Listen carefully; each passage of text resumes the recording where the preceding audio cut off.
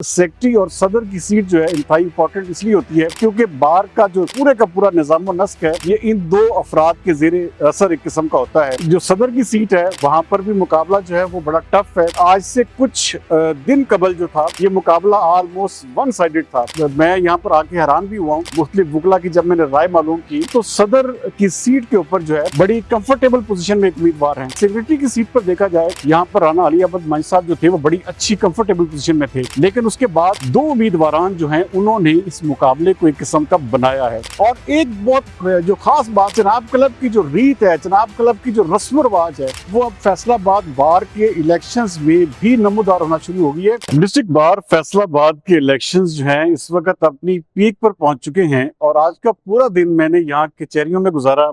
और मुख्तलिफ चैम्बर्स में गया, मुख्तलिफ वकला से मुलाकातें की। तकरीबन कोई 200 से 250 वकला के साथ मैंने ऑलमोस्ट 1-to-1 और गैदरिंग्स में ये मुलाकातें की हैं और इन तमाम तर मुलाकातों के बाद इस नतीजे पर पहुंचा हूं कि इस बार के जो इलेक्शन है इस दफा इंतहाई जबरदस्त और बड़े कांटेदार मुकाबले होंगे। यहाँ पर जो सदर की सीट है उसमें सैफुर रहमान भट्टी हैं, तनवीर रियाज संधू हैं, उसके साथ साथ खुशहाल अहमद गुज्जर हैं। जबकि सेक्रेटरी की सीट पर यहाँ पर जो एक मियां आमिर साहब हैं, एक वहाब शाह साहब हैं, एक राना अली अहमद मंज हैं और एक जाहद मैस हैं। अच्छा, ये सेक्रेटरी और सदर की सीट जो है इंतहाई इंपॉर्टेंट इसलिए होती है क्योंकि बार का जो पूरे का पूरा निज़ाम नस्क है ये इन दो अफराद के जेरे असर एक किस्म का होता है। तो यही वजह है कि ये बहुत अहम तरीन सीटें हैं और इन्हीं के ऊपर मुकाबले होने जा रहे हैं। इस वक्त जो सदर की सीट है वहां पर भी मुकाबला जो है वो बड़ा टफ है और टफ इसलिए कह रहा हूँ, आज से कुछ दिन कबल जो था ये मुकाबला ऑलमोस्ट वन साइडेड था। और वन साइडेड जो है वो ये मैं अभी आपको अगले आने वाले प्रोग्राम में बताऊंगा, लेकिन वन साइडेड था। लेकिन जो उम्मीदवार जो दूसरे हैं उन्होंने इस मुकाबले को ऑलमोस्ट इस हद तक दिलचस्प जरूर बना दिया है कि आखिरी वक्त तक कुछ भी कहना जो है अभी इस वक्त तक कबल इस वक्त है। यहाँ पर जो अगर मैं इसको एक किस्म का सदर की सीट को ग्रेजुअली बयान करूं तो ये फिर एक ऐसे जैसे आप कह सकते हैं कि ये तीन उंगलियां हैं, ये ऑलमोस्ट इस तरह एक मुकाबला चल रहा है 60, 70 और फिर 100। यहाँ पर क्योंकि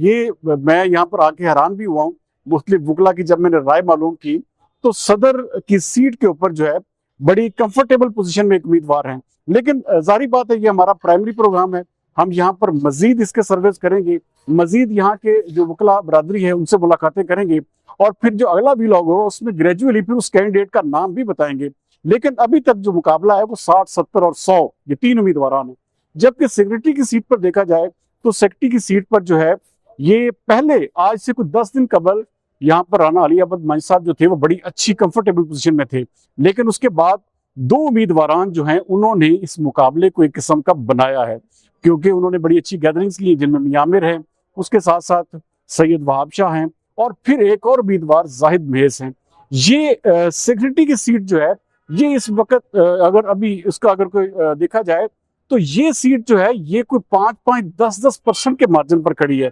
इसका ज्यादा डिफरेंस अभी तक नहीं पैदा हो सका जो सदर की सीट पर है। तो इसलिए ये मुकाबले जो है ये इंतहाई ज्यादा खास तौर पर जो सेक्रेटरी की सीट है ये बड़ा नैरो मार्जिन मुकाबला होगा, जबकि सदर की सीट अभी तक तो ऑलमोस्ट ये कैंडिडेट जो है उनको किसी हद तक दूसरे उम्मीदवारों से बढ़ती हासिल है। मैंने आज खास तौर पर क्योंकि बहुत सारे सीजन किस्म के वकला के साथ मुलाकातें की जिनमें मियां अल्ताफ साहब थे, मैं उनके चैम्बर में ऑलमोस्ट जो कि तमाम तर एक किस्म के कैंडिडेट्स के मुश्तरका हमायती हजरात थे, वहां पर तकरीबन को 20-25 के करीब उनके साथ मुलाकातें की। मियां नुसाकिब अल्ताफ थे, वहां पर